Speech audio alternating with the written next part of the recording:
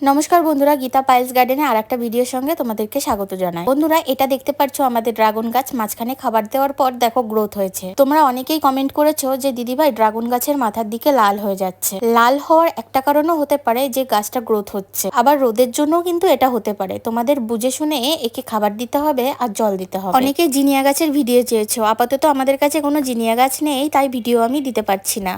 মাহি জিজ্ঞাসা করেছে চাইনিজ কমলা গাছে কি খাবার দিচ্ছ? চাইনিজ কমলা লেবু গাছে আমরা প্রতি সপ্তাহে একবার করে খোসাগুলো ভিজানো জলটা দিই আর খোসা শুকনো গুঁড়ো দিই। আর তোমরা আমাদের ভিডিওতে এই নিয়ে অনেক ভিডিও পেয়ে যাবে, সেখান থেকে দেখে নিও। যাই হোক, ভিডিওটি কেমন লাগলো অবশ্যই কিন্তু জানিও, আর সাবস্ক্রাইব করে পাশে থেকো, বেল বাটনটি দাবিয়ে রেখো। আর বড় ভিডিও কিন্তু তোমাদের জন্য রেডি করা হচ্ছে, আর যারা বড় ভিডিও দেখছো না তারা ফটাফট বড় ভিডিওগুলো দেখে নাও, সেখানে A to Z ডিটেলসে সবকিছু দেওয়া আছে। আর কমেন্ট করে জানাও কি ধরনের ভিডিও তোমরা চাও, মানে কোন গাছের।